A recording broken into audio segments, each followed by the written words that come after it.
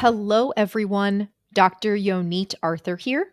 You are on the Steady Coach, and it is a great honor today to introduce this newest mentor panel on the role of God and spirituality in the recovery from medically unexplained chronic dizziness or neural circuit dizziness and other symptoms. This is not a topic we talk about a lot on my channel, and I recognize that many of our viewers here are secular. But for many of you, spirituality plays a huge role in your healing, and I've been wanting to talk about it here for a very long time. So, to do that, I invited 5 experts, in other words, 5 of our mentors who all represent different religious beliefs and backgrounds. And we talk about how their spiritual beliefs, their relationship with God, have both played roles in their recovery process. Now, I think it's very important to state here that, of course, despite the diversity of this panel, we are certainly not representing all world religions here. And notably, we have a few important ones missing, like Islam and Hinduism.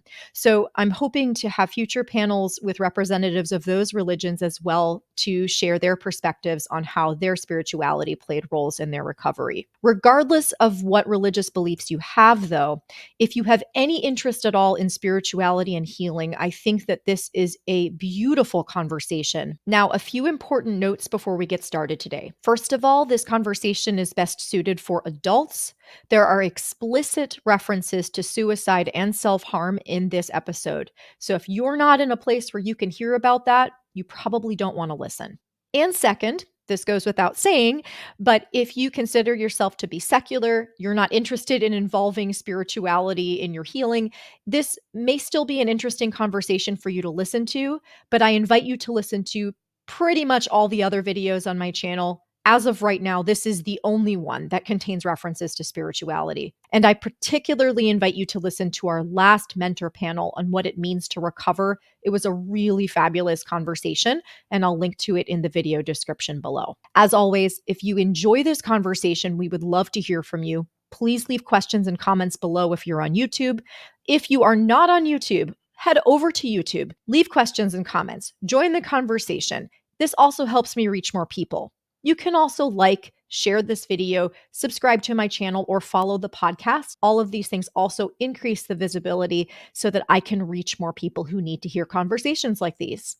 And now, without further ado, here is the mentor panel on God and spirituality and recovery from medically unexplained chronic dizziness and other symptoms. All right. Hello, everyone. Welcome. I'm so pleased to have you guys here to talk about this. I was actually reading an article earlier this week on how God and spirituality are missing from the conversation a lot of the time about healing. And this is something I've been wanting to talk about here on the Steady Coach for a long time. I just felt like unqualified, honestly, to share my opinion on it. And I think that's where you guys come in. You're really the experts here, not me. So hopefully we're just here to facilitate a great conversation about spirituality and your process of recovery from chronic dizziness symptoms. So I thought we'd get started by having each of you just briefly introduce yourselves, just maybe your name, your age, your location, and what diagnosis you have or symptoms you're dealing with, and also what religious tradition you follow, if any. So Ron, let's start with you. Okay, I'm Ron. I'm 71 years old. I live in Washington State in the U.S. My diagnosis was post-concussive syndrome. My symptoms were, I'll just give them briefly, won't go into them deeply. Just the primary ones that most people here probably know: dizziness, brain fog, disassociation, migraine, that sort of thing. I dealt with that about a year and a half without help. Came here. I now consider myself largely recovered, so I don't have those symptoms anymore. But at the time, they were 24/7, so they were pretty intense. So the religious tradition, I was raised Protestant. I spent a little time in India looking at Hinduism, but for the last almost 50 years, I've been mostly a Zen Buddhist. So that's the lens that I'm bringing today. Thank you, Ron. All right, over to you, Corazon. Hi, everybody. I'm 52. I live in Northern California. I've been diagnosed with 3PD or vestibular migraine, though I've never had I've had maybe 3 headaches my whole life. I don't have headaches. My sensations, I don't like to call them symptoms, I call them sensations because I'm not sick. My sensations are dizziness, pulling, um, feeling like gravity is pulling me down, swaying, and when I get up, I feel, and when I walk, I feel lightheaded, walking on marshmallows. All the wonderful variations. The brain can do amazing things. I consider myself interfaith. I grew up in a Catholic school, but started questioning that very young. But I had a relationship with God that was personal to me, from me as a child. If you hear a cat, that's my cat. And then I became an atheist as I got brokenhearted by the world. But I wasn't really an atheist, looking back on it, I don't think. And then I found Buddhism, specifically Zen Buddhism. I also had my own personal spiritual experiences, which maybe we can talk about. And then I also always felt a sense of worship, devotion to when I was in nature, like, which came from I don't know where, but I just felt devotion, not just connection. And so I consider myself some kind of witch. No robes, no wands, none of that foo-foo stuff. I just feel a sense of divine connection to the earth. And I'm also a Christian now. The United Church of Christ, which is the most liberal denomination in the United States. I mean, they blow your mind how they operate. And I'm now a member of the UU, the Unitarian Universalist Fellowship, and I do some worship leading as part of that congregation. So yeah, interfaith. I've considered once converting to Judaism, and I have deep respect and love for Islam. I can't get enough, apparently. So there you go.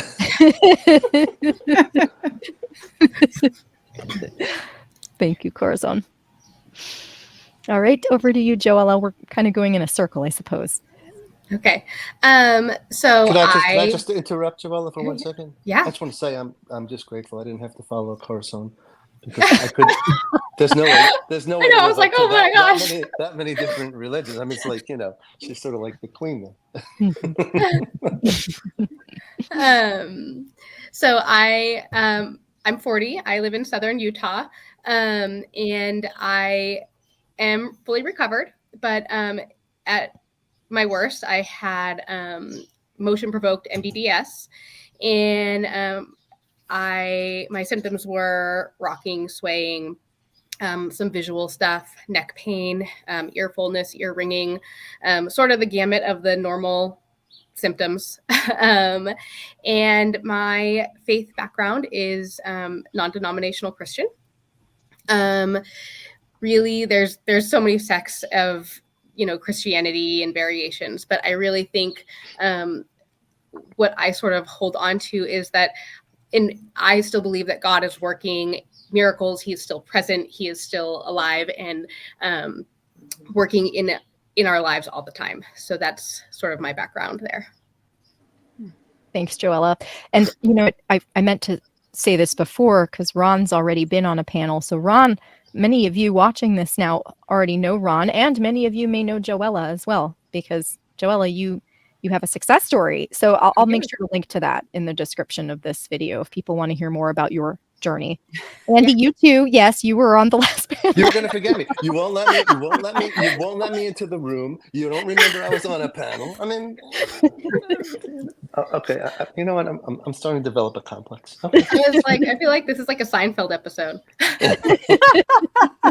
That's exactly what we're aiming for with these panels. All right, Rachel, over to you. Thank you. I'm Rachel, and I am 68, and I live in northern Utah in a suburb of Salt Lake City on a small mountain about 6,000 feet up. And I'm originally from Oregon, though, so I've only been here a little while. I have vestibular migraine. I would say at this point I'm 85% recovered, but started about 3 years ago, and it primarily dizziness, jelly legs, weakness. I have a very weird symptom, not that weird, migrating numbness. I have this numbness that goes around my body, and it actually feels not biological, but it's there. And all of this is related to me moving. I don't have it when I'm sitting down, and I don't have it when I'm laying down. And I used to also have derealization, like felt like I had a fishbowl over my head, and I was separated from the world, and everything felt really strange. But that's gone, and not having any symptoms today, so I'm having a good day. Yes, maybe this being on YouTube agrees with me. I don't know.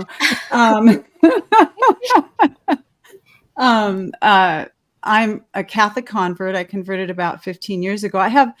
It's interesting because I have almost the opposite history from Corazon, which just says God can reach anywhere, and we're all different. I was raised Unitarian, and I started having some Christian experiences. My family's kind of mystical. We have kind of a mystical bent, and I started having these Christian experiences, and it took me on a very long journey. And I ended up converting to Catholicism 15 years ago. So that's my history. And you have been so forthcoming and about the role that spirituality has played in your recovery. And as I'm listening, sorry, Andy, I just keep interrupting before we get to what's new. It's your platform. We're all just happy to be here. Yeah. Well, what I wanted to say was just that I feel such a sense of relief being able to talk about this openly today. I've witnessed this playing such a role in people's recoveries, and for some reason, not just in the mind-body community, but in general, in modern society and in healing communities in general, spirituality is often viewed as like this like weird, like not real thing that's just like, oh, like, yeah, that might happen, but we don't really talk about that. And I think it is playing a role for people. And I hope people watching this also are breathing a sigh of relief, just saying, okay, people are really talking about this and willing to come out publicly and say it. So just that came to mind, Rachel, when you were speaking, because I know this for everyone to know, 100%. Rachel is totally the initiator of this conversation. So It's big with me, yes. Go ahead. You ready? Andy, You ready? I'm allowed to speak now? You're allowed to speak. Two preliminary comments. One as to both Ron and Rachel. I've always said this, I've never guessed Ron for 71. Amazing. And Rachel, 68. Wow, you're doing great, girl. So I am, let's see, I'm Jewish. I'm 62. I live outside of Washington, D.C. in the Maryland suburbs. I have PPPD. I've had it in various forms and on and off for about 30 some odd years. But nobody should be scared by that because it comes, it goes. I'm fully functional. Well, whatever I do that passes for functional. I have had various different types of treatments on and off that have worked and haven't worked. More of a factor in my life really is the symptom drift that has been spawned by all of this. If there's a symptom, I've probably had it. Rachel, all the ones that you've listed, I've been down all those paths. All I can say is don't worry about the circulating numbness. I mean, I've been dealing with it for a very long time. So Interesting. So I am Jewish by birth. I had a father who rejected formal Judaism. So I actually had to approach him to be bar mitzvahed at 13, trained with an Orthodox rabbi, and became super Jew for a short period of time. I sort of have backed off, raised all three of our children in Judaism. They all went on for confirmation in Hebrew high school. So they all have a good Jewish background, but we are cultural Jews way more than we are religious Jews. But we ascribe to, I think, the most important, and I don't want to get ahead of us in terms of talking about, the substance, but the sort of the fundamental precept of Judaism is what we call tikkun olam, which is give back to the world. And I believe that is a guiding principle for me, for healing, for life. And I'd say the only other thing I would want to add before we get into the actual substance of this discussion is, to me, it's not about religion. I mean, we talk about spirituality, and each of us have said something along the lines of it being some sort of connection with the greater, something greater. But even more importantly, I think that it is very hard to heal from any kind of chronic illness without faith of some kind, belief in something. If it's your own belief in your own body, belief in your own ability to heal, faith requires a leap of, a stretch, a step over. It can happen. And unless you have that, it's really in some fashion. And if religion is the way that gets you there, great. Anyway, I've said enough. That's kind of where I come at this from, much more so than, reading the Torah. It's cool, but not something I do on a regular basis. Yep. So a wide array of experiences represented here. But I want to start the conversation just based on something Andy said. So Andy said faith of some kind. People have to have faith of some kind. And if it's religious, then great. If it's not religious, it's not. The folks here have ascribed to a particular faith. So I would love to hear from each of you, and maybe starting from you, Rachel, because I know you've shared this before, so you already know how to answer this question. So what role has faith and religion played in your recovery thus far? Well, it's always been a big part of my life since I was about 19. But I had a mind-body crisis several years ago, maybe more like 30 at this point. But and I had been in a 12-step group before that, and that's actually very universal, by the way. That's something that and I loved the 12 steps. And one of them so when I had this mind-body crisis, I lost my voice because I'm a singer. And that was, I think, the thing that God used to get my attention, to be honest. And I didn't know what to do because that was my job. And I got down on my knees and I did step 1, step 2, and step 3 over my voice. I guess you haven't really heard this part, have you? No. And I basically, you accept that you're powerless over something personally, that God can help you with that. And you turn your will and your life over to God, and you give him a blank check and you say, help. And I had this profound spiritual experience, and it was actually with Jesus. And I was like, whoa. So I started praying, and I was guided through this whole thing. So how that relates to now is I did the same thing when the dizziness really got to me. And I was like, well, this worked before. So I got down on my knees, and now I'm Catholic. And so I prayed the Divine Mercy Chaplet, which is about a 7-minute prayer. And this is my commitment. I'm literally down on my knees saying, help. This is bigger than me. I'll do whatever you say, and I'm going to follow this guidance. And my commitment, my end of that is I'm going to do this daily, which I didn't completely do daily. And I'm going to follow your guidance. And that led me through, I don't know how much I want to get into it yet, give everybody a chance, but it led me through a whole process again. And at first I was praying for a miraculous healing. I just wanted it all. I wanted what everybody wants. You want the symptoms to go away. And I started getting this kind of feeling, oh shoot, I think this is going to be what they call a progressive healing. I'm like, I don't want one of those. I want the miraculous. I want it to all go away, Jesus, I know you can do this, but I started to get a sense, and other things started coming to me as well internally, like through my intuition and through prayer. And then should I keep going? Is this too much Please, for one? please Okay. go for it. Okay. Okay. And looking back now, I can see a lot of the things that I was getting through reading and just through what I did a lot in prayer is orient myself rightly with God. And, I was like asking and being receptive. And I feel like when you do that, it's not easy either, because I want things. I wanted this to be well today, right now. And it changes you on the inside. Excuse me. It also helps you hear and recognize when you're getting guidance, which is a pretty big part of it. And looking back now, I believe that God guided me to your channel, The Steady Coach. But I was made ready in this year-long process. I don't know if I want to go into all those experiences, but a lot of the things that I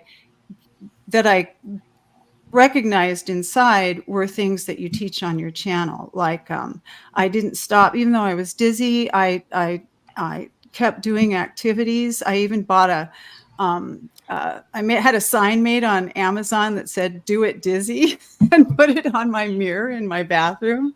But I was still terrified. I still had all the fear and didn't know.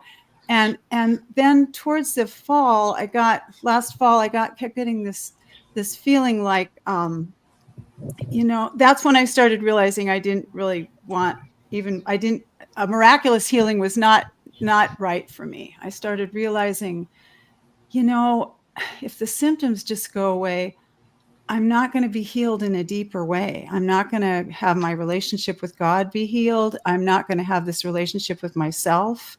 I can feel what this needs to heal, what I need to heal inside. That was really hard, because I actually prayed to God for help to have acceptance of wanting a deeper healing.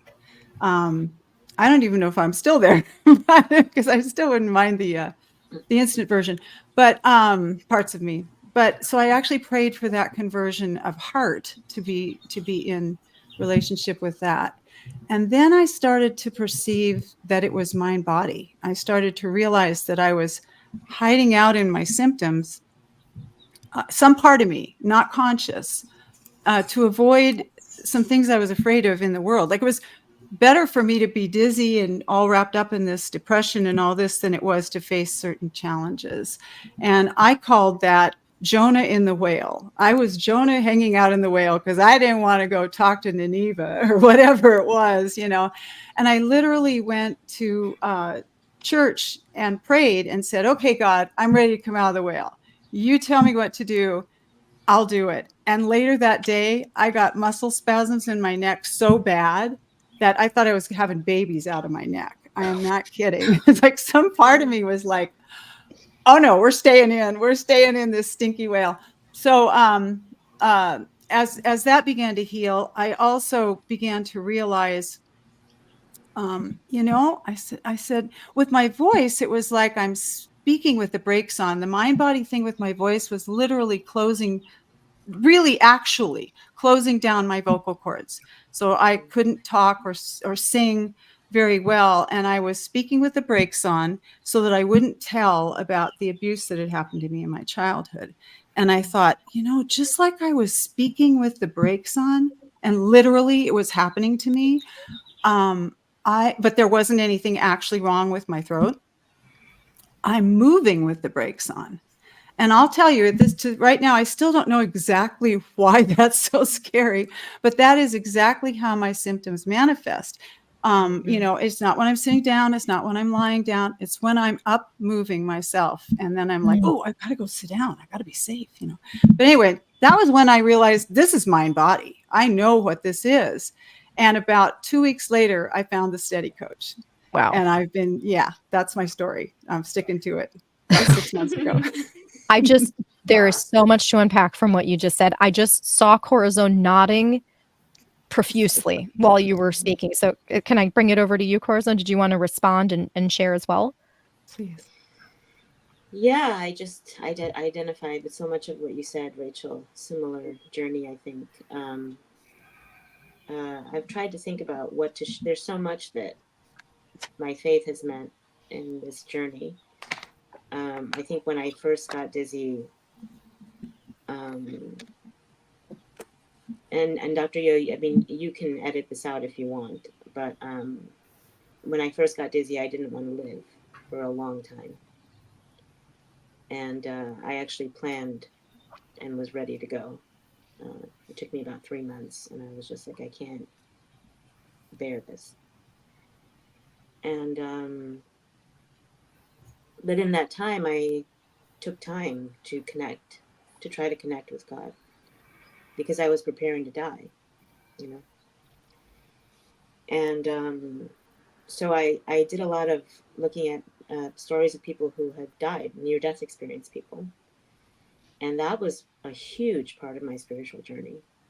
There's a woman named Mary Neal, Neal, who was underwater for 30 minutes, not even in freezing water, just river water. So she was dead as a doornail. She was blue the whole time underwater, and she wasn't even that religious or anything, and she had an experience. And I started to realize that strengthened my connection and my faith and prepared me to die.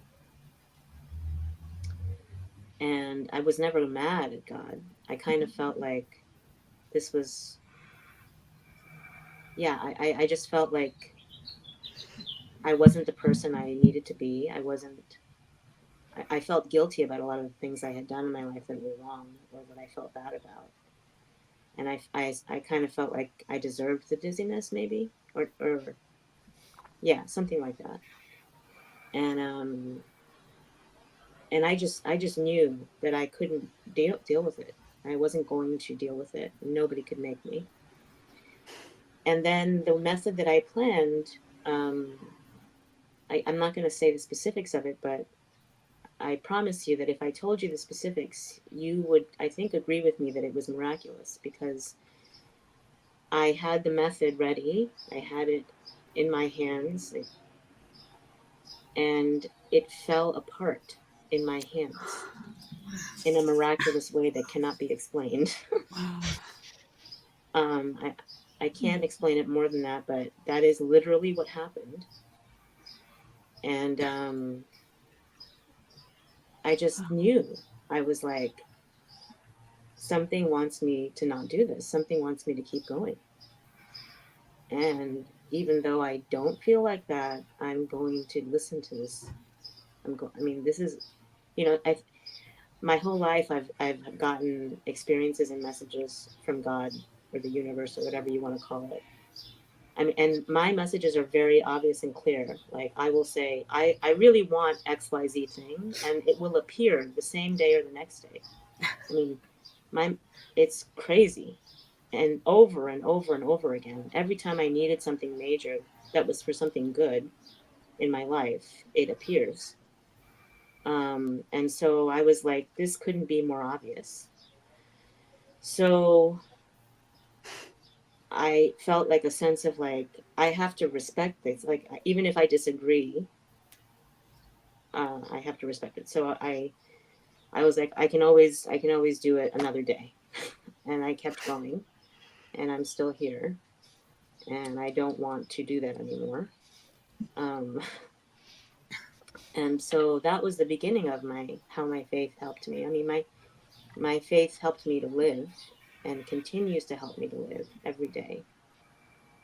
Um, and sometimes I need it every day, you know. Um, and I was never mad for most of my journey. I was never mad at God. I felt like I needed to change as a person. I needed to change my life. I needed to change how I interacted with people. By the time I got dizzy, I was already very depressed about the world. I didn't want to die. I mean, I didn't want to kill myself, but I didn't want to live. I was not happy being alive. I was very unhappy. And yeah, and when I got dizzy, it broke me, and it opened me up, and I found humility And I realized the importance of connection. I had isolated myself for years. And when I got dizzy and decided to live, I knew that I needed community. And so my faith and connection to God led me to have the ability to be able to go and reach out to other people. And I immediately reached out for spiritual community. The first place I went to after I got dizzy was a church, was this United UCC church. And I sat in the pew and I cried with my mask on. And the sermon that day was about stepping out and walking with fear. And I knew, I mean, I'm not being specific enough, but I'm telling you, the whole sermon was as if someone had written it specifically for me with specifics. It was like taking the step. I mean, everything. I just couldn't believe. I was like, God, you're so obvious. You're being creepy. I call it God being creepy because I'm just like, okay, all right, I'm hearing you. I understand. And I knew that it was like I was like, I'm doing the right thing. Being here is the right thing. I was terrified of getting COVID. I didn't want to be. I mean, it was terrifying for me to be in that church. I was terrified to leave the house. I couldn't be left alone at home. I was in such a bad way. And so, yeah, and then I joined 2 different spiritual communities, and now I have friends, and you know, I'm part of, you know, leading worship with people, and you know, if I get sick and I need soup, there will be people who will bring me soup, and if they get sick, I will bring them soup, and I feel safer now than I ever did, and happier now than I ever did. I'm a much happier person. I'm so happy, actually. I appreciate everything. I'm much more alive. I'm connected to God's creation. Everything means so much more to me. And then I did get mad at God recently, and I was like, okay, listen up. Like, I've learned a lot. I've changed so much. I've changed my whole life. I'm a completely different person. I was just like, what more do you want from me? You know, what more do I need to do? I started to feel like I was being punished. And I'm still there. I'm angry. I'm confused and angry, and you know, I'm trying to find acceptance, right? I'm trying to understand what my purpose is for still having this, and how it can be of use to something, to me or to other people. It's all about trying to be useful for me. That's my life purpose, and so God wants me here for some reason, being the way I am, and I'm not sure what it is, but I do believe that everything has a purpose, and so, yeah, that's my daily struggle, is acceptance, because I think that's how I heal from NCD anyway. If I can accept the sensations without responding to them as much as possible, then they'll eventually go away and I'll feel safe. And that's just also what I have to do to just live, even if I didn't have NCD. I've got to accept life, do my best. So yeah, there's no separation for me. Thank you for letting me share. Of course. Can I just say that you're helping me right now? And if you're helping me, then you've got to be helping a lot of other people too. So just with this. I was just thinking that too. Were you? Yeah. I think we voiced this in the community the other day during one of our meetings. Different people make meaning out of this experience in different ways. And I see people sometimes see it as like a personal growth opportunity, like I grew and that's what the meaning of this was. Some people say, oh, it was my body slowing me down because I needed to stop and face my stress. That's how they make meaning of it. But still others, one of the big meanings or purposes to emerge from it is this sense that they went through it so that they can make sure to help other people, and that their purpose in suffering is so that they can really understand and help other people through their suffering, and not in the people-pleasing way. We talked about that too, how people-pleasing is avoiding feelings, and really being of true service to people is not avoiding feelings. It's moving toward feelings. So Joella, again, I saw you were perking up there. So did you want to follow up on what Corazon was talking about?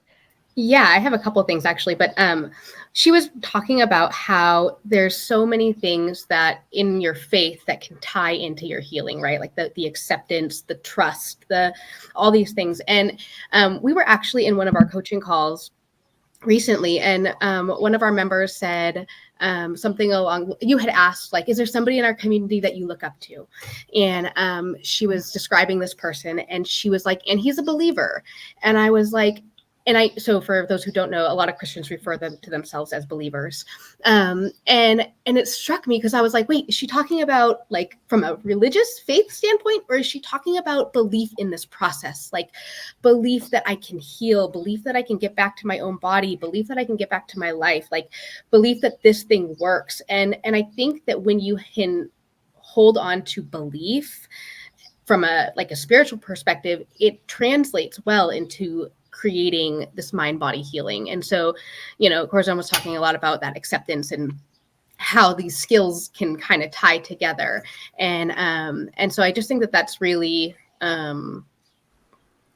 really an important part of this whole journey. Yeah. And then the other thing I was just going to add in, because I know Rachel loves the story. There's so many times where God can be super overt. And one of my favorite, God is real stories is I was praying in the car. I was really struggling. I thought I needed to leave my career, my job. And I had gotten on the freeway, and it was maybe a 2 or 3 minute long prayer. And I'm like, God, what do I do? Am I supposed to quit? What do I do? And I kid you not, I look up and there is a billboard that says, just quit. And it was an ad for smoking, right? But it was oh, okay, so sometimes I think God really can be very overt in his communication. Yeah, where you kind of laugh, you're like, okay, and then you still don't listen. So. That's how Joella coined the new phrase: "Working is the new smoking." Yeah. So those were my two things that I thought of when Corazon was speaking. Thanks, Joella. Did you want to share any more about what it was like for you during your recovery and if your faith played a role there? Yeah, I mean, I think kind of leading into that, right? All those skills, they definitely translated into my healing. But I'm similar. I believe that, I think in my interview, I even called you my guardian angel. I really felt led to you. I didn't think that was by accident. And I think this journey can either bring you closer or further, right? And it either separates you from God or it brings you closer. And it's just how you really dive in. And so I definitely became a lot more closer to, my maker and just why. And I think one thing about, when you have a higher power is you're having conversations. So you hear back, it's a two-sided conversation, right? And so it's not just sending things out into the ether. Just quit.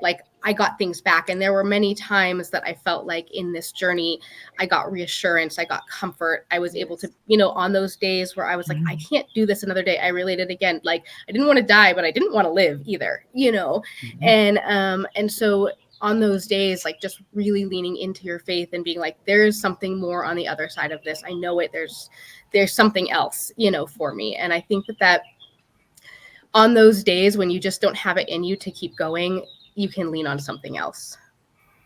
And it seems, just like you were saying, Joella, it seems like if we want to think of it in kind of a dry way, like skills, or maybe in a more mystical way, connection to a higher power, that translates very, very well to the acceptance and surrender and non-judgment, or what do we call it? Goodness. Outcome independence. Thank you. Andy can read infinite. That's why I'm here.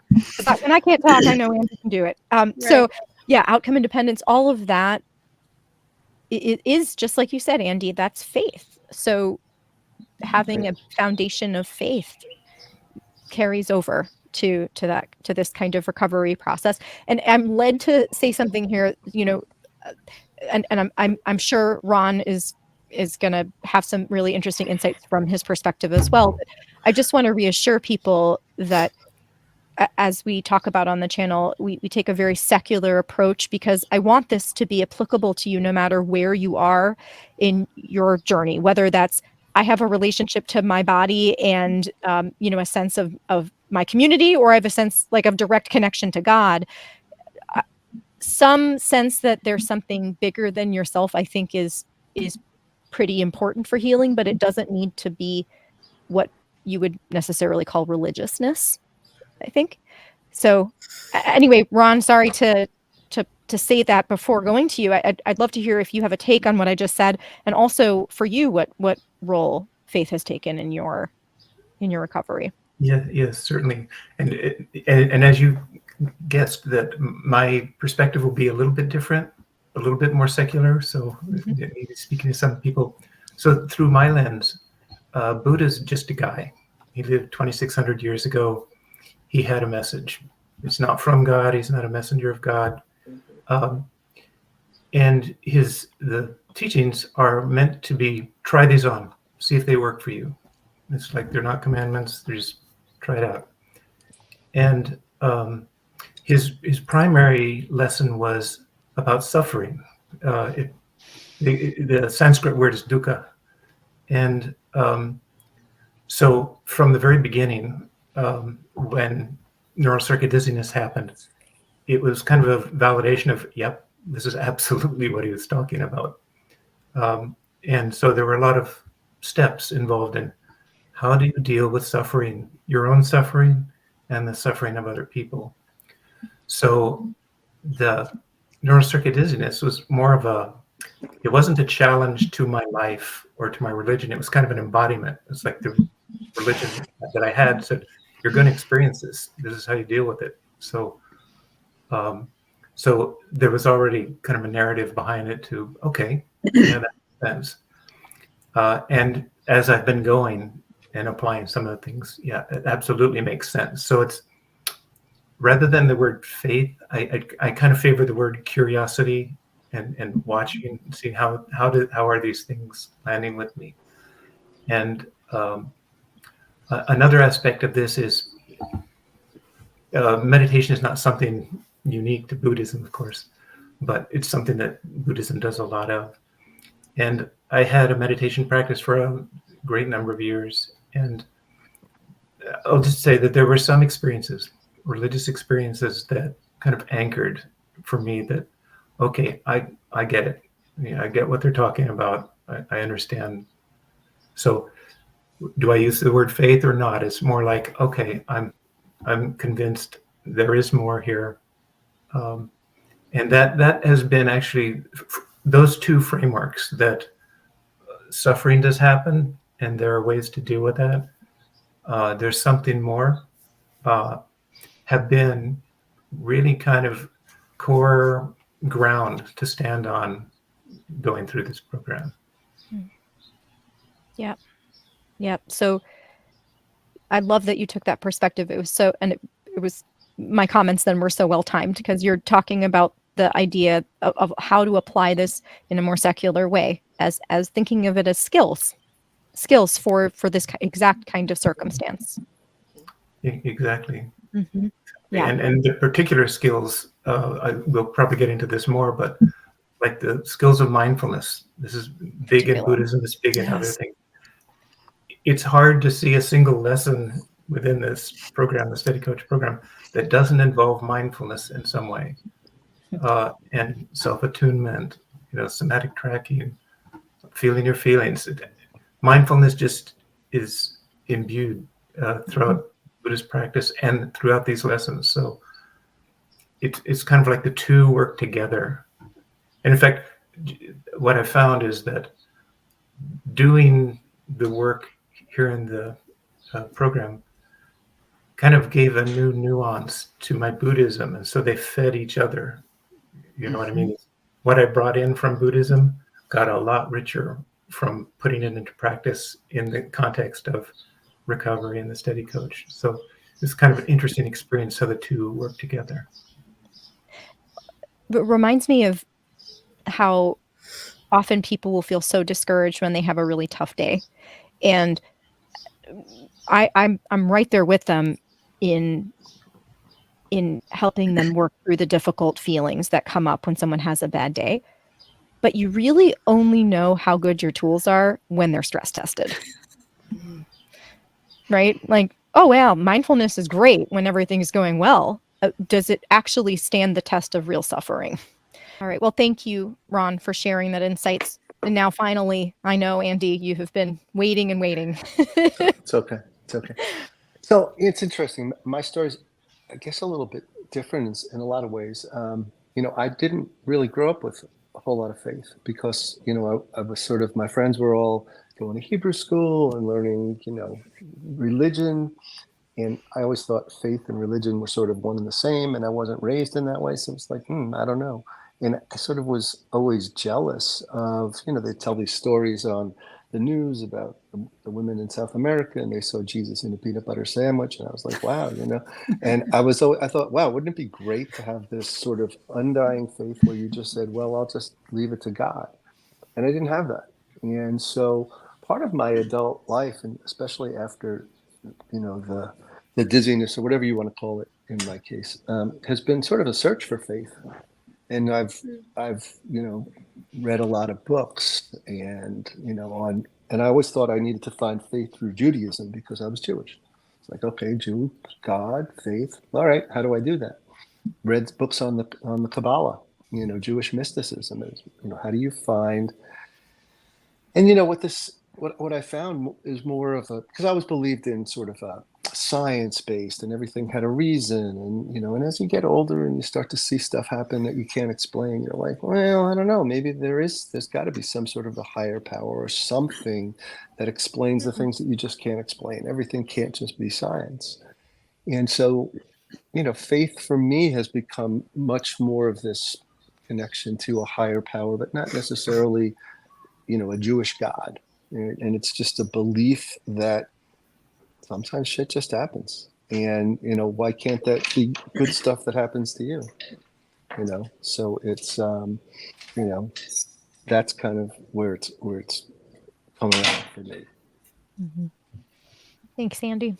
This actually raises a bit of a question for me then, kind of coming back to something I think Corazon really talked about a bit, but Rachel, I know you've mentioned this as well. So bad things happen. And this stuff is neural circuit dizziness sucks. It really sucks. We wouldn't wish it on anyone. So I've wondered, how have you meaning all of you, how have you been able to reconcile your beliefs that there is a higher power with the suffering that you've gone through as part of neural circuit dizziness? We know Ron's answer. Ron's answer is, well, this is what they've been telling me to expect. So, everything obviously worked out in that way. But so maybe Rachel, Corazon, Joella. Yeah, I have one. So I think, in hindsight, looking back, like, of course the symptoms are terrible, right? And they are fear-inducing and all these things. But in hindsight, I think what I was actually really afraid of was the stories that I told myself, right? I'm never going to be me again. My kids will never know me. I'll never be the mom they deserve. Like, I'll never, it's all these stories, right? And I think, I just lost my train of thought. I know what it was. I had a friend tell me this, and because I was just really sad about like not being the mom I wanted to be, and it was so helpful. And I hope that this brings some other parents comfort if they hear this, especially if they're Christian, because we believe in an all-knowing God. And they said to me, "Listen, like, God knew that this was going to come down for you. Like, this was going to happen to you, and He gave you those kids anyway. He gave you this life anyway. He gave you everything that you have, knowing that you would not be able to perform the way that you wanted to. And it just gave me a lot of comfort to know that, like, even though it felt like I was failing, it was okay. It was permission. It was not meant to be is probably the wrong turn of phrase, but it just gave me a lot of peace to know that, like, that this was okay and that this was part of the plan. And it just, like I said, it just really helped me come to terms with that. And it helped me reconcile some of that frustration and fear of the stories I was telling to myself. And you see what a tool for resilience that is, right? I think there's this sense sometimes, and I can't speak for everyone, but I think sometimes there's a sense that, oh, well, faith just lets people like abdicate responsibility, like just, like, oh, okay, well, it was God's plan, so I'm just gonna, but on the contrary, I think that actually gives you space to just let it be in the moment the way that it is and figure out what to do next. Yeah, it's that acceptance. Yeah. For me, I believe that we come into this world by choice. And I believe that we choose major challenges to go through. And I am very, very, going back to what Ron was talking about, I'm very convinced that my 3.5 years in an urban Zen Buddhist center was preparation in part for what I'm going through now. Because everything I learned there, like, I learned there that I'm not a head walking around on its own. I learned to be in my body, to connect with my body. I learned how much I ignore my body. I mean, I learned how to breathe. I learned how just the way I hold my body position will change my mood. I mean, I could just, the practical, concrete skills I learned, all have helped me concretely, not in in a very physical, concrete way, to survive the dizziness and to feel better. And so I believe I chose this challenge for myself, which I am so upset at myself about. And I am going to give myself such a talking to on the other side. And I've tried to renegotiate this contract with whoever's listening to be like, I was wrong. This was arrogant. This is way too much. But I believe we're here to spiritually grow. And so that belief really helps me to be more in acceptance. Yeah. Yeah. And has that, you mentioned struggling just earlier in this conversation with anger toward God for having to go through this. Does that belief that you just talked about help with that?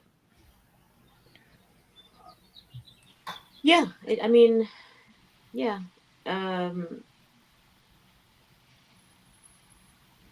I want the messages to be more clear about why I'm still dizzy, and I want to be able to renegotiate the contract. And I'm not being allowed, and I'm pretty pissed off about it. But one thing that happened recently in terms of this kind of thing, the spiritual experience thing about choosing to come here, is after being dizzy, I was like, okay, I am never coming back. If we get to have more lives, like, I'm not coming. Like, this was it. This was all I could do to just get through this life, and I'm done. And whatever spiritual work is required, I will do on the other side, or whatever, right? But recently, I was like, I saw some program about foster kids who was dying from leukemia and had nobody with them. They were alone. And I was overwhelmed by how much work there is to do in the world, how many people are suffering, how much love is needed, how much tenderness is missing. And I was just like, oh my God. I was like, I just need 500 lifetimes to be able to, like, try to help all this suffering. And then I was like, send me back. And I was like, oh my God, this is how I did it. This must be what happened on the other side. I was like, send me back. I want to help. And I'm just like, this is how you got yourself into this mess, you idiot. Stop it. You need, Put me in, coach. I must have been like, All I you want needed the was hardest challenge. Think of if the you. hardest challenge and give it to me. And oh man, I'm so upset. So I'm angry at God, but I'm also mainly angry with myself because I think I really chose this horrible thing. Ugh. If you had found me, I would have helped you negotiate a better deal. I know. Andy's a lawyer. Talk to Andy, my lawyer. Oh my god. Well, that's there it is. Now we have found the cosmic purpose of both of you being with neural circuit dizziness. That's it. Your mission is accomplished. We could That's probably it. just end it right here. Did you hear that? PPPD, you can go now. We got it. Yes, mission accomplished. Yeah. Yeah. What about you, I Rachel? Yeah. yeah, I don't know where this is going to go because anger at God is a big issue. And actually, I didn't think I was angry at God because I have this great relationship, right? And about 8 years ago, I got tricked by God into being at a healing retreat by Sister Briege McKenna. And I thought, oh, well, this is fine. They asked me to sing because I didn't have anybody to sing for Mass. I'm like, sure, I'll do that. You guys are probably just kind of lightweights. But no, there was this anointing of the sick as a sacrament. I'm like, ooh, free grace. Yeah, I'll go get that. And in the, why not? And I have a migraine today. I'm able to go, And oh my gosh, there are not that many like knock your socks off spiritual experiences I had, but this was like I'm closing my eyes, I'm getting this anointing, and all of a sudden Jesus is right there and he's going, your core issue is you're mad at me for the bad things that happened to you. I'm like, whoa. You're kidding me. Okay. And I've been praying about that ever since. And I believe that this tail end of this is me working out this relationship of anger with God, even through the dizziness, that's actually part of it. And that is one of the gifts of having this that I was talking about, where if the symptoms just went away, I'm going to die, like Corazon is saying, and I'm still going to have this issue here. And here I am on earth with this, before me and all these tools and all these things. And I want to work it out on this side, not the other side. So, but the other thing so that's my personal story, but I've been kind of fishing around trying to see, I think anger, I was mad at God too for being dizzy. And I really thought that God was making me dizzy. And the more that I learned about it, the more I realized, no, I'm making myself dizzy because I'm mad at God, because I'm going to hang out in this whale. I'm not coming out because it's hard out there. And, this is a raw deal. And again, these are not thoughts I want to have or feelings I want to have. These are just feelings that I can have been exposed to me that I do have. And so when I realize it's a lot like what Corazon is saying, it doesn't make it all go away, but it's like, God's not doing this to me. I'm doing this to me. And that gives you some agency, like you say. And with neural circuit dizziness, God really isn't doing it to you. It feels like it, but you are doing it to yourself, and you do have the tools to change that. But you can ask God for help. and the other thing, I guess, gosh, I'm telling all my. Well, hang on. I want to ask Yeah. you, Rachel, before you go on, how do you do that? Like attribute responsibility to yourself without the shame, without the blame and the guilt? Well, I think you give that to God too. That's one thing. One thing that Sister Briege says, I've been, binge watching some of her stuff and reading her book and stuff because I had this experience, and she had a miraculous healing. She was healed of rheumatoid arthritis. So I'm like, how come I can't have that? So anyway, but she's the one that taught me about progressive healing. She keeps saying, she's Irish, and I'm going to totally blow this accent, God is a real person. Talk to him like he's a real person. I cannot do accents, but it's true. And I took that to heart. And so when I'm praying and I'm in despair, I'm like, God, I'm mad. I know you showed me that I'm mad, and I don't know what to do about it. Please help me. And the answers don't come always in the minute or the moment.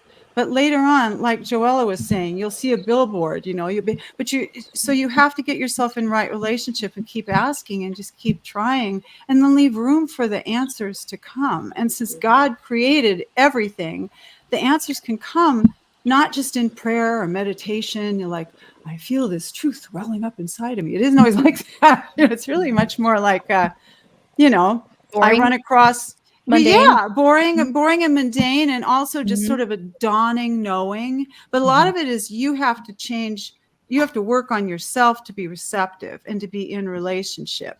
But that's how, like, I had seen the Steady Coach in one of those depressing Facebook groups for vestibular migraine before, and I thought, oh, that's probably just some kind of weird eye exercise or something. So but when I when I had that realization that this is mind body, I saw the comment again, and I'm like, yeah, sure, I'll check it out. Why not? And I was like, whoa, this is what I saw inside of me. And you recognize it, it does, it comes through mundane things. But that's how I found you too, was through that very same way. And does that answer the question? Or Yes. Sure. Let me just add one last thing. Yes. If I can have 1 second. Please. I mean, you hit on something important that I think is worth just highlighting, which is whether it's through releasing it to God, some other form of faith, but in some fashion, allowing yourself to let go of the blame, right? Because I think that, once you sort of come to the conclusion that, oh, there's nothing really wrong with me, then why is this happening? There is this unshakable need to blame yourself and to say, I've got to be able to fix this. There's something wrong. I can't accept this. I think Andy is spot on with that. It looks like we had a technical issue, so we may have lost him. But Andy is spot on. And I actually would love to come to you, Ron, for a moment to see if maybe you'd be able to.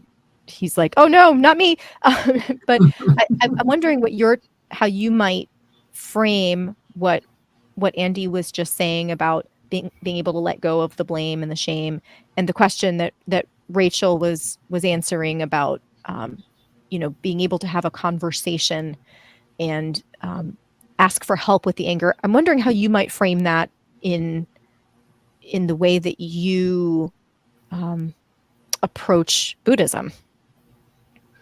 Yeah, I haven't thought about this, but I have some thoughts just based on what Annie was talking about.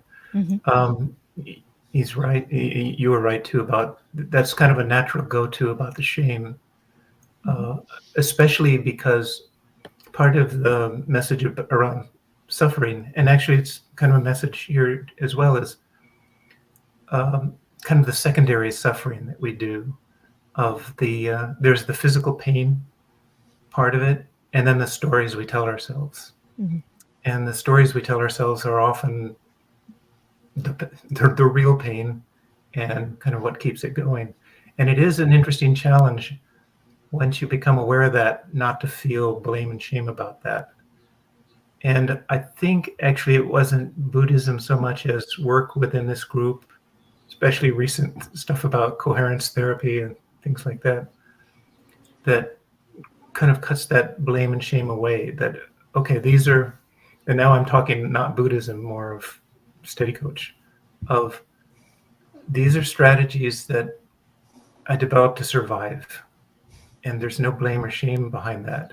And they're neural circuits that they've formed. They're kind of what got me here, but they're not my fault.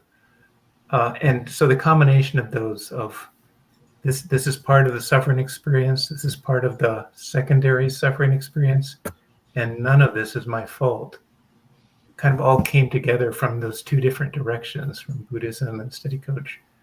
And so I haven't felt, I feel responsible that I have some tools to help me work with this now, but it's not my fault that I got here. It was in some ways just survival alone got me where I am and got me into NCD, and being understanding and being okay with that. Yeah. Thank you, Ron. That makes so much sense to me, and I think that will help frame this conversation just for the wide spectrum of people who are going to be watching this conversation. I was wondering, just kind of piggybacking off of what Ron just said, if you, Rachel, Corazon, Joella, had any thoughts on tools that were most helpful for you, spiritual tools that have been most helpful for you during your healing. And Rachel, you've been very clear that prayer has been a huge component for you. So maybe you'd like to speak to that and then share if there's any others. And of course, Corazon and Joella, I'd love to hear from you if you have anything else. Well, I think I probably already said about all I have to say about that. Prayer is absolutely huge for me. But prayer also involves listening, like meditation and all those other things. And I feel like I don't have anything more to add to that. It's huge. Yes. Well, so my question then is, what do you think of people praying to be released from the symptoms? Do you think that Well, I that's... did that. Yeah. Yeah. Yeah. But you do have to accept God's, journey or answer for you isn't always going to be what you want. Sister Breeze talks a lot about that too. I don't know if people are going to get the healing that they ask for, but they, that kind of thing. But you do have to. A lot of it really is, positioning yourself to hear and be changed inside, so that you can. I wouldn't even say want what God wants. I would say for God to help you want what your deeper self really wants. Does that make sense? Because I don't think any of us come into this going, yeah, God, make me dizzy, man. It's like, it's cool. People take drugs to feel like this. I don't think that's I don't think any of us come into that feeling it. So we really do have to be changed on the inside, to want what God wants. But it isn't something outside of you wanting something and fighting against you, because your deeper self really does want. There's a saying in the 12-step groups, don't demand second best. And so you really do just have to keep praying and keep asking and keep monitoring yourself, just like we watch our own, like in the steady coach, you're taught to, the somatic tracking, and you're watching what your mindfulness and all that. You apply that to prayer too. It's just do it in relationship. Well, just like it's like when you're in when you ask Dr. Yo a question, not that I'm making you God or anything, but it's really not that different. It's like, God, how do I deal with this symptom or this situation or whatever? How do I deal with parenting while I'm dizzy? And God, you watch for those answers. A video will pop up, maybe Dr. Yo's video, and because you've prepared yourself in the right kind of way to hear it, you recognize that billboard, or you recognize, that kind of thing. Does that make sense? That makes so much sense. And Ron, I don't know if the light bulbs are going off for you, but I'm hearing this and I'm thinking of self-relating.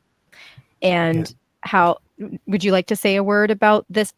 I'm always trying to explain this to people out of a spiritual context, that you're not just telling yourself you're safe. You're also monitoring, like, for an answer from yourself, and you're trying to attune to yourself. You're trying to see what lands, how it lands, what your nervous system or your parts or your mind, or however you think about it, how it's responding and what it's asking for and what it needs. And that this is a skill that people build. So Rachel, what you're describing sounds so familiar to me from my work, even though I don't describe it in a spiritual context. Ron, did you want to add on to that? Echoing what you said, that within the context of recovery, that was possibly my biggest jump forward, is learning secure self-attachment, secure self-relating. And it really does take that form of just remaining curious, non-judgmental, present with myself, being self-attuned. So, okay, I'm having this feeling now. Okay, describe what that feeling is like. Just being there is just so validating. It's so I don't know how to describe it any other way other than just being present, your own best friend, being present, and helping yourself explore and be with what life is throwing at you. And that's a two-way relationship. Like, it's a two-way dialogue. I mean, I know it's hard to explain this in this very brief context, but when people, someone posted in the community earlier today, do you ever not believe yourself when you tell yourself you're safe? Absolutely. I think everyone going through neural circuit dizziness has that experience. That's a conversation. That's a conversation. That means you or some part of you or some component of what makes you you, or if you think of it as higher power or a part of you that embodies higher power, again, however, many different ways to think about this, is having a conversation with a scared part of you that doesn't believe that you're safe. And this is a two-way dialogue. And by just shouting over it and saying, "No, but you're safe." "But I don't feel safe." "Yes, you are. Dang it." Like that is not how we heal. That's not healing. Healing is a two-way dialogue between, again, Rachel, in Rachel's experience, how Rachel describes it, between her and God, and Ron, the way you describe it, as between like the larger self, like kind of with a capital S, right? The larger self and parts of you, really. Mhm. Or if we want to make it even less affiliated with any particular doctrine, just the your awareness. It's between your awareness and the parts of you that are suffering. Mm-hmm. Yeah. I hijacked that entire conversation. So coming back to Joella and Corazon, if you would like to share any tools that have been helpful to you from that spiritual or religious perspective. Yeah, so I think the thought that came to my mind from a Christian perspective is His will, not mine. And so there's a sense of acceptance. There's a sense of relinquishing, surrender, and I think that that's all part of this. Again, kind of just relating, like the skills that you use in your faith are the exact same skills you need to heal from a mind body, And so, like his will, not mine. And I do agree that I think when you do have a spiritual, whether it's Christian or Buddhist or anything, there's this sense of there's meaning in the suffering. There's meaning in this journey. There's meaning in this path, and so I think that tends to calm me down when I'm, in a panic mode of like, oh my gosh, like, I'm never going to get out of this or whatever. You can be like, yeah, but there's a reason for this. And then, for prayer, you can even ask God or the universe, if that's, where you're at, like, what am I supposed to get out of this? And like, if there's something I'm supposed to get out of this, can you just like, let me know so that we can move this thing along. And like, I'm ready for the lesson. Just give it to me now. And so I think that those are sort of the tools. Again, a lot of prayer, a lot of just, surrender, and acceptance of where you're at in this moment, and being okay with that. Mm-hmm. Yep. Yeah. For me, it's really, Buddhism really helped me because the Buddhist teacher I had, she was very hardcore. She was like tough love kind of person.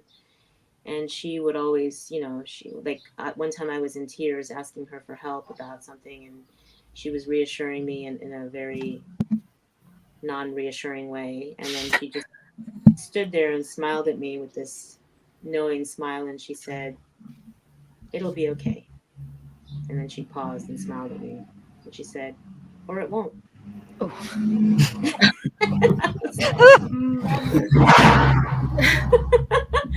But Buddhism is not a happy-go-lucky belief system. It's very much, there's a Buddhist story that's something like, Ron, help me out, good thing, bad thing, right?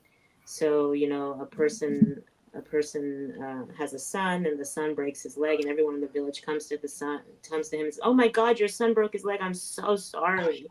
And he's like, "Is that, they're like, that's terrible." And he's like, "Is that so?"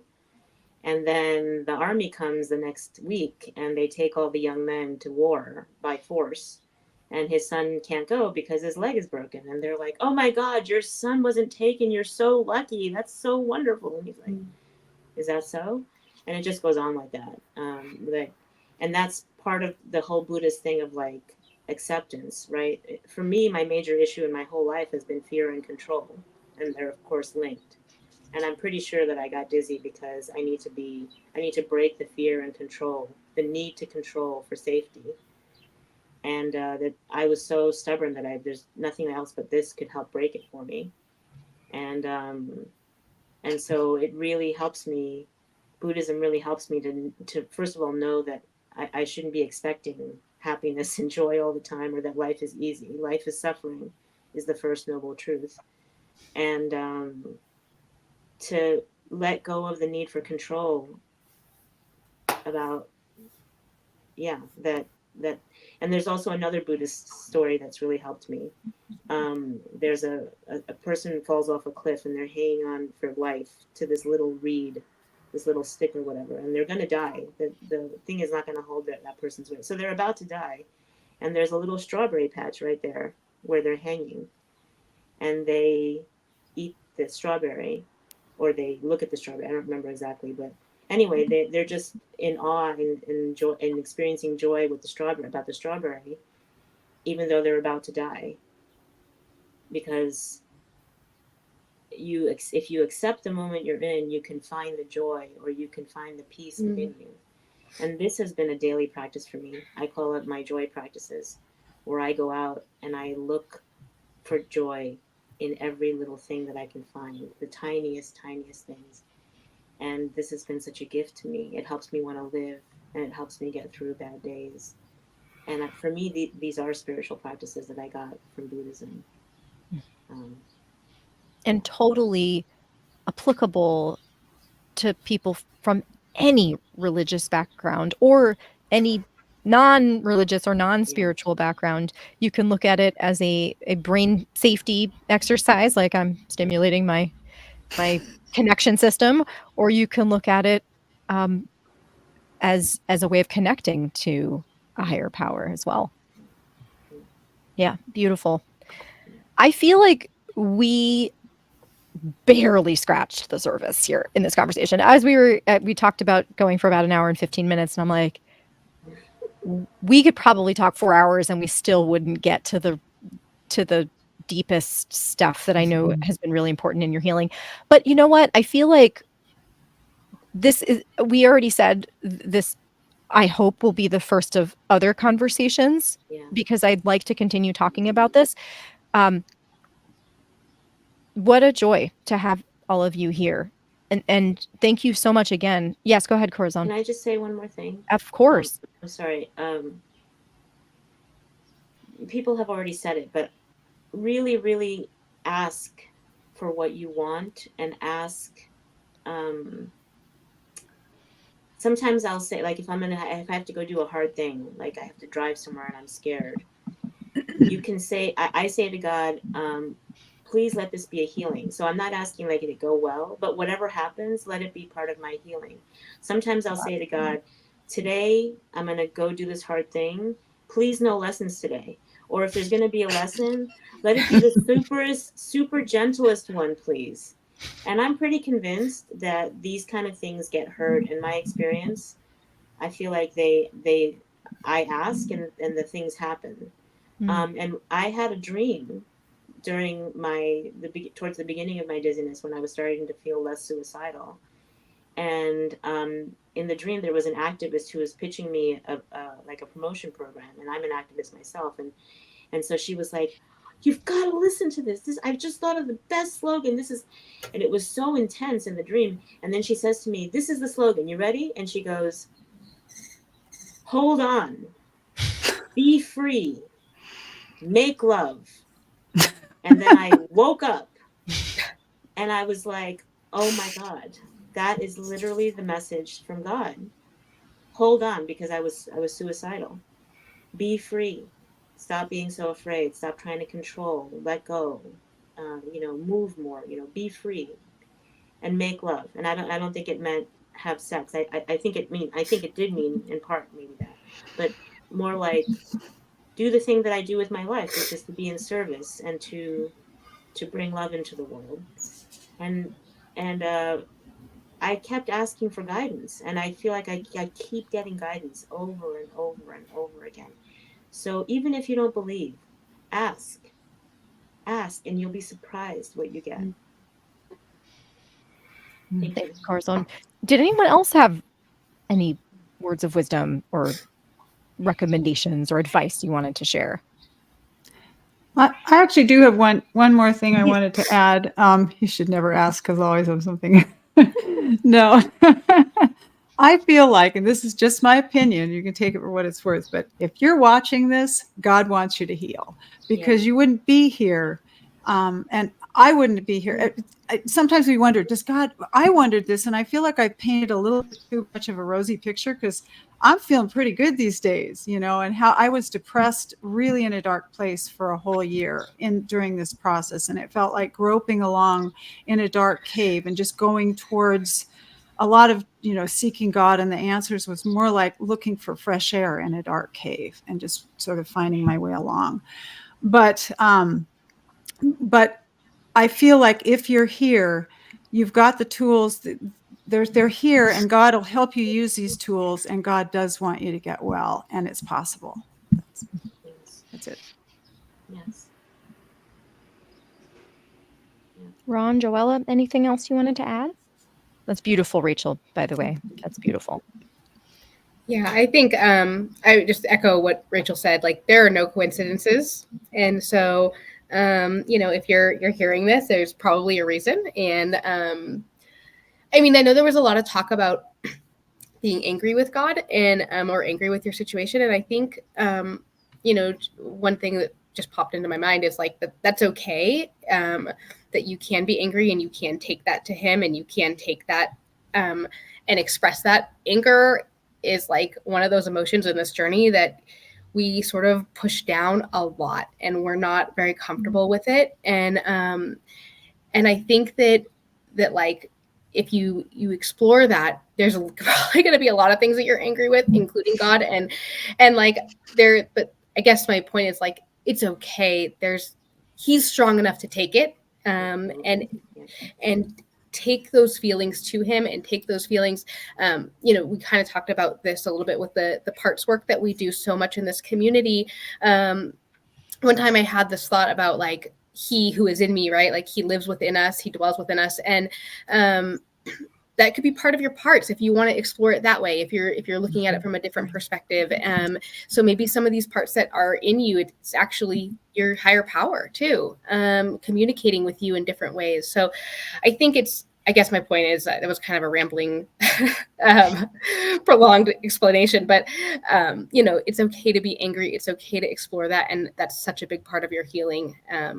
It's something you probably, if you haven't, or you're afraid to, should explore. I'm so glad you mentioned that. Way to throw in some emotional expression in there too, Joella. I love it. I have some parting thoughts. Absolutely. Well. Buddhism in 2 words, the Dalai Lama summarizes, is everything changes. And this has been so incredibly helpful to me, both transitioning into having NCD. I didn't have to say, you know, why did this happen to me? It's like, this has changed. This is just part of life. And it also opens up that the way through this is further change. So the whole process I view as change, and embrace it. So I'd encourage other people to not feel like this happened to them and it's not fair and I'm stuck. And that's not the nature of life. Things change. Yeah. Thank you, Dr. Yo, for providing this forum. I wish this had been available before. I felt lonely in my spiritual journey, with other NCD folks not talking about it. And so thank you for doing this. I'm so glad to do this. I recognize some of you out there are going to be very secular and find this very disturbing, and going to be like, okay, we're just going to pretend that didn't happen. And then others of you are going to maybe be curious, and others of you, this is going to be like oxygen, like an oxygen mask. And that's why I think this is so important, because you are not alone. Whatever your faith or religious beliefs, you are not alone in this. And other people are walking the same spiritual path as you in your healing. And if again, it's up to you whether you want to acknowledge the spiritual dimension of your healing or not. It's totally up to you. I respect that, but I think we need to at least give you the option to acknowledge it. So thank you all for being the experts and being brave enough to go on YouTube and have this conversation. And thank God for Dr. Yo. Thank you. Yes. Thank you very much. Thank you. I thank you for allowing me to serve. Thank you. All right. And now it feels very mundane to do this after having a conversation like that. But everyone, if you enjoyed this conversation, leave us some questions and comments. And of course, you can also like the video, you can share, you can subscribe to my channel. If you're new here and this is your first foray into my work, you probably want to check out some of my other videos, because this video went way in depth on the spiritual side of things, but we actually talk about lots of practical things you can do for chronic dizziness as well. So I will link to some basics videos below that you might want to check out if you're new. And if you're listening to this as a podcast, highly suggest you head over to YouTube, leave questions and comments. I've got lots of content there that's not in the podcast. So all that being said, thank you all for being here. Thanks to all of you, Ron, Corazon, Rachel, Joella, and Andy, even though you had to leave. And we will see you soon. Take care, everyone. Thank you. you.